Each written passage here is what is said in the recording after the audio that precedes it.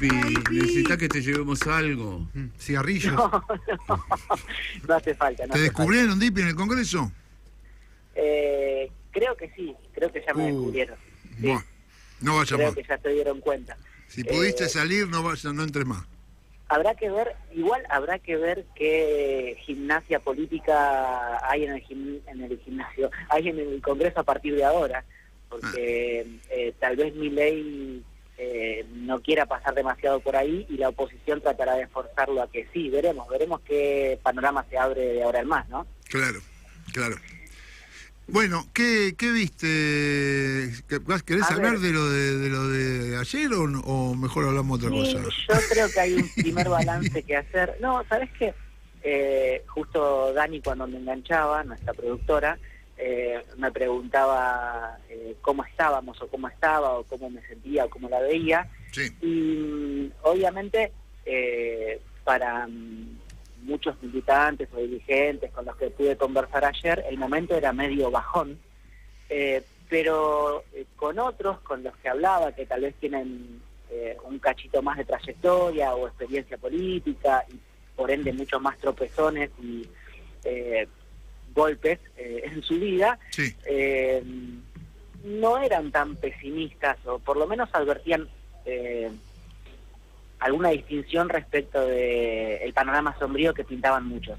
Digo lo siguiente, por un lado, es cierto, finalmente Milei tiene la ley base, sí tiene el paquete fiscal, y de esa forma se abre una nueva etapa para el gobierno, se consolida lo que él pretendía como puntapié inicial para impulsar esas reformas. De hecho, ya dio una primera entrevista esta mañana a La Nación Más y dijo que se va hacia un cambio de régimen monetario. No quiere dar fechas, pero soltó como al pasar que a partir de agosto podría empezar a ocurrir ese cambio de régimen, o por lo menos la tendencia hacia el cambio de régimen que terminaría eventualmente con el levantamiento del cepo, ¿no? Pero le va a llevar un cacho de tiempo, según él mismo admitió. Tipi, Ahora, ¿el cambio de régimen significa eso, el levantar el cepo, o la dolarización? No, de la dolarización no habla más el tipo. no habla de dolarización, habla de competencia de monedas, habla de que no va a emitir más pesos, o sea, la base monetaria, o sea, el dinero circulante va a ser el mismo. ¿De qué te reís? Es una locura todo, boludo. Sí. Bueno. Pero pará, ojo, ¿Qué? el tipo dice no voy a emitir más pesos, no va a haber más pesos que lo que ya están impresos. Sí. Los billetitos que están circulando, la base monetaria que mueve la economía en la actualidad, no va a aumentar, y lo que va a hacer es abrir el país al ingreso de otras monedas. De esa forma, él supone habrá una competencia y la sociedad por sí sola optará por el dólar sin necesidad de eliminar el peso. Es decir, como si eligieran entre papas fritas, o milanesa con papas fritas o salchicha con puré, digamos. Claro, Milei imagina que va a haber gente con dólares en la billetera. Sí, exactamente. Es un pelotudo a cuadros el hombre, loco. ¿Quién va a estar con dólares en la billetera? Es estúpido. Por eso no da plazos, Bueno. Yo creo que lo que hace es un llamador, habrá que ver. Hay compañeros, compañeras en la radio que entienden mejor que nosotros de economía, es Luciana Glesser, y hay que ver, hay que escucharla a ella. Pero Glesser dice que sí, va a haber gente con una billetera en el dólar, con dólar en la billetera. Hay que escuchar a ella en sus proyecciones respecto de que lo que busca Milei es que venga el billetito del Fondo Monetario Internacional. Y si bien en este contexto es difícil, sabemos que, y este es el punto o el kit de la cuestión, sabemos que por una cuestión de alineamiento político puede ocurrir lo que es improbable que ocurra bajo otro gobierno, ¿no? Le pasó a Macri, le dieron un préstamo imposible en su momento, y puede ocurrirle a Milei ahora también, si gana eventualmente Donald Trump. Esa es toda la apuesta de Milei. Ya lo dijimos nosotros, me parece que hasta dentro del campo popular hay dirigentes que así lo ven, habrá que ver qué ocurre. Ahora, sí, yo, más allá de esto, que podría ser como una cápite o una llamadita al costado de los apuntes que tenemos para hoy, a mí me parece central lo siguiente. Ayer lo que terminó ocurriendo es que igual al gobierno le costó un montón sacar la ley. Es decir, lo que contábamos de esa oposición reticente o una oposición, la aliada, la amigable, la que negocia, que empieza a diferenciarse, ayer se vio muy clarito dentro del recinto. Tuvieron que ir Karina Milei, Victoria Villarruel y Guillermo Francos a sentarse en los palcos y llamar uno a uno a los legisladores que no querían votar el impuesto a las ganancias. Ajá. ¿Por qué? Porque Martín Menem no contaba ni siquiera con el ordenamiento de la tropa propia para votar ganancias. La legisladora libertaria rosarina, Rocío Bonacci, y la bonaerense Carolina Píparo no querían votar ganancias. Tuvieron que apretarlas a fondo para que votaran ganancias. Lo mismo tuvieron que hacer ir a la 1 de la madrugada a Marcela Pagano, que está cursando un embarazo difícil y con cuidados médicos de algún grado de complejidad, me parece, y no estuvo en el recinto sino hasta que llegó el momento de la votación y con digamos, el seguimiento médico hasta último momento. Ajá. Es decir, hubo una deliberación con el bloque para ver si era necesario que fuera o no fuera. Por más que la votación final haya dado una diferencia en el impuesto a las ganancias, en la restitución del impuesto a las ganancias, de 20 diputados con respecto a los que rechazaban, 20 diputados a favor de Milei con respecto a los 116 que rechazaron, lo cierto es que esos 20 diputados le costaron un Perú. Uh-huh. ¿Sí?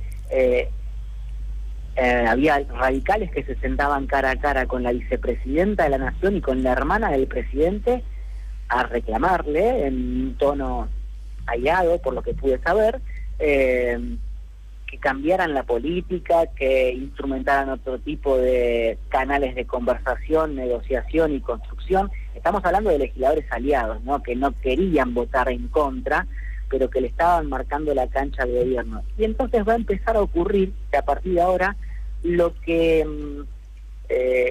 ocurra con las iniciativas que trate de impulsar el gobierno no tenga el mismo, me parece, la misma fluidez o la misma facilidad que tuvo hasta acá por las conductas que mostraron los dirigentes que se movían como Miguel Pichetto o Rodrigo de Loredo, ¿sí? Me parece que ahora eso tal vez empiece a cambiar. Y en el plano del peronismo, yo me llevo una buena noticia, esto lo quiero compartir con ustedes, porque pude hablar con diputados del kirchnerismo que ante mis consultas, que son las que compartimos nosotros todos los días con nuestros oyentes, sobre la falta de consignas, de banderas, de reivindicaciones, de puntos de acumulación para los sectores populares, para apalancar y pelear por transformaciones, o por lo menos una agenda distinta a la del gobierno nacional, sí. Estos diputados kirchneristas con los que pude hablar admitieron que es verdad, que no hay, que no está eso, que falta, pero que se está discutiendo.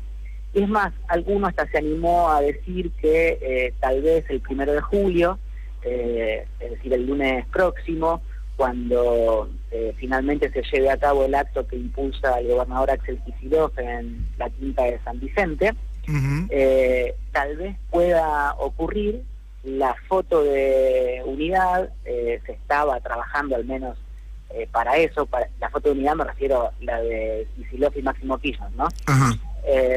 Como para empezar a saldar el internismo feroz al que asiste la fuerza política que responde a Cristina Kirchner. Entonces, viendo lo que pasaba en recinto con los opositores aliados y viendo lo que por lo menos en pasillo empezaba a conversarse dentro del peronismo, yo no me quedé tan deprimido. Está bien. ¿Y vos ves esto, Dipi, que de alguna manera es lo que trasciende por lo que esta gente dice hay que darle el instrumento? Bueno, le dieron el instrumento, esta idea tan pobre, ¿no?, de darle el instrumento, sí, aunque el instrumento sea una bomba que nos va a hacer mierda. Claro. Y que ahora, una vez que ya le dieron el instrumento, bueno, ahora ya es problema tuyo y yo ya no tengo más nada que hacer. O sea, a lo mejor empezarían a jugar como opositores estos radicales. Es verdad que los del PRO. Es verdad que el argumento de muchos radicales, muchos pichetistas, muchos lilitos Lilitos son 6, los 6 Lilitos podemos decir.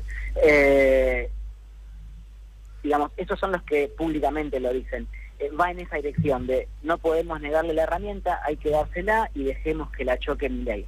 Sí. Ahora, cuando vos raspás un poco en el kirchnerismo también aparece esa concesión o reconocimiento, por más que públicamente voten en contra y se pronuncien en contra. Sí. Yo en las últimas semanas pude conversar con kirchneristas que decían, ya está, digamos, nos estamos oponiendo, estamos resistiendo, pero no hay más jugo para sacarle a esta naranja. Es decir, va a pasar esta ley y la verdad es que ya no podemos aguantarla o retenerla o frenarla o seguir impulsando discusiones. Hay una porción importante de este sistema político que banca lo que supone que la sociedad apoya, es decir, el gobierno de Milei, y en ese sentido que la choque Milei. ¿Sí? O sea, también el kirchnerismo en un punto empezó a admitir eso frente a su propia impotencia, ¿no? Eso es obvio. Sí. Después de haber trabado todo lo que pudo o haberse plantado como oposición férrea, reconocía que no podía hacer mucho más que lo que ya estaba haciendo. Dipi, y en línea también con lo que contabas ayer con respecto al PRO y Mauricio Macri, Puyaro, por ejemplo, fue uno de los que más estuvo sonando o dando vueltas las declaraciones, que dijo, bueno, el gobierno necesitaba herramientas, pero hasta acá llegamos. Dijo así directamente, hasta acá llegamos, no están mandando plata a las provincias, a partir de ahora no vamos a seguir acompañando todo lo que hace el gobierno. Lo dijo claramente con Yarlora al lado. Sí, absolutamente, y además Puyaro, se acordarán ustedes que hablamos en su momento, había estado en contra del comunicado que le hicieron firmar en apoyo cuando se discutía la ley en el Senado. ¿Se acuerdan de eso? Que Puyaro marcó una diferenciación, él no estaba a favor del RIGI porque el RIGI desmantela la industria también de Santa Fe. Obviamente, me parece que va a empezar a ocurrir eso.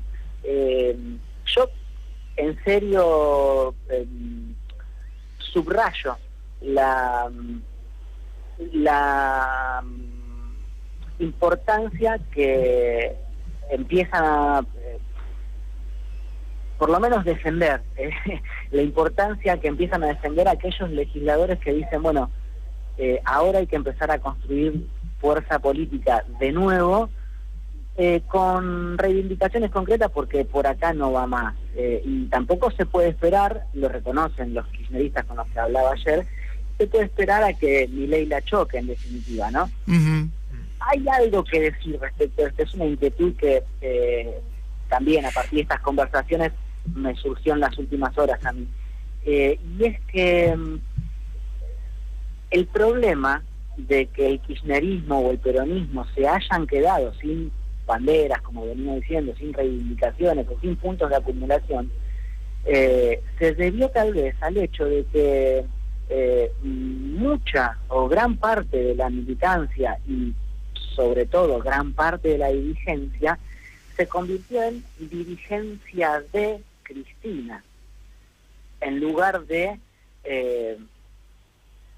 tramitar o de construir justamente a partir de lo que aparecía como demanda en territorio. ¿Se entiende lo que digo? O sea, no. Sería así, voy a decirlo por ahí con categorías un cachito más políticas.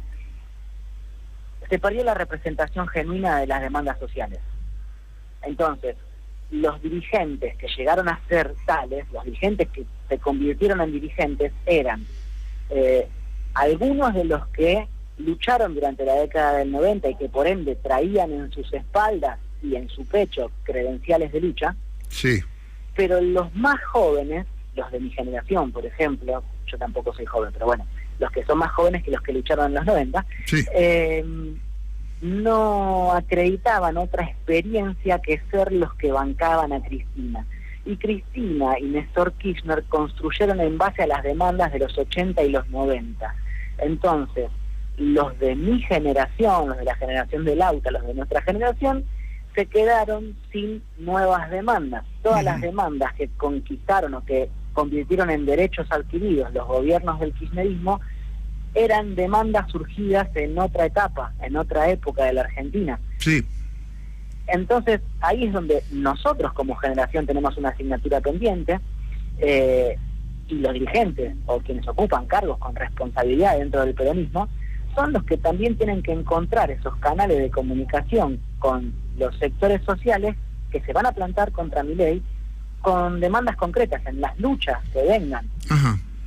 Y me parece que es a partir de esa distinción de, los liderazgos de quienes ya son líderes o quienes ya sacaron chapa y tienen mérito y lucharon para llegar donde están, está perfecto que sigan ahí donde están y que en todo caso asuman las responsabilidades que el movimiento les confiera, pero también es importante, también es necesario que las capas intermedias de los dirigentes empiecen a curtirse el cuero y sacar bíceps en la lucha codo a codo con aquellos que justamente son los damnificados de esta etapa o los que tienen nuevos reclamos, nuevas ideas también, ¿sí? Sí. Me parece que por eso nos quedamos siempre preguntando, bueno, ¿qué va a hacer ahora el peronismo? ¿Qué va a hacer ahora el kirchnerismo? Durante los 90 o durante los 80 parecía claro, porque había un qué hacer para el peronismo o para el kirchnerismo. Bueno, ¿qué es lo que tiene que hacer el peronismo o el kirchnerismo ahora? Bueno, y un par de cosas. No, claro, quiero decir, ¿dónde se apalanca? ¿Dónde se encuentra con la sociedad? Para politizar eso. A ver, lo que hay hoy, lo que vemos hoy, a lo que asistimos hoy, es al desastre, a la destrucción de las políticas públicas, pero esa destrucción o el dolor que provoca esa destrucción no está politizado. ¿Dónde se organiza ese dolor? ¿Dónde se organiza el sufrimiento?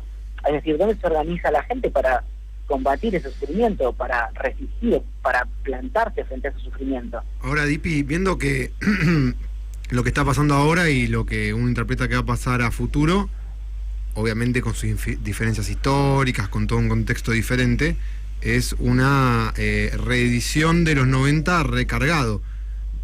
A ver, me parece que está bueno, pero no sé si te estoy entendiendo. Lo que está sucediendo con Milei en este momento, más allá de las diferencias, obviamente, tanto de contexto como de lo que es Milei, y que no es peronismo, no es Menem, es una reivindicación o una reedición de algunos conceptos de los 90, ¿no? Sí. ¿No podrían surgir demandas similares a las que surgieron en esa etapa por el sector del campo nacional y popular? Es que se supone que ya están ocurriendo y que debería funcionar de esa forma, ¿no?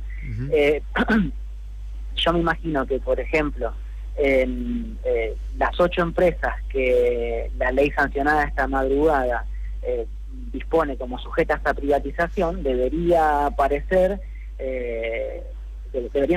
en la agenda pública a partir de la lucha de sus sindicatos. Claro, ¿no? Porque yo lo que estoy viendo es que una preocupación, por ejemplo, en ascenso, todavía no en su pico, obviamente, de el tema desocupación, que es una cosa que era justamente una de las luchas más importantes de los 90, ¿no? No hay trabajo. Sí. Por eso veo que un camino que puede ser similar en ese sentido. Bueno, por ejemplo, si nos ponemos a pensar en la desocupación, a raíz de la pérdida de 140.000 puestos de trabajo en la industria, si no me equivoco, en los últimos meses, uno debería suponer que ese ejército industrial de reserva hay que organizarlo. Sí. Por supuesto que en Argentina las organizaciones de desocupados de fines de los 90 se convirtieron en grandes agrupaciones de cooperativas en muchos casos. De hecho, el movimiento Evita o la CETEP, en definitiva, son surgimientos de aquellas experiencias también.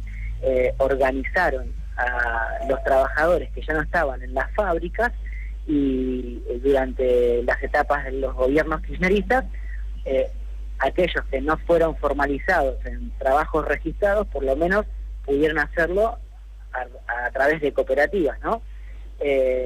Entonces, ¿dónde van a ir aquellos laburantes que se quedan sin trabajo en esta etapa?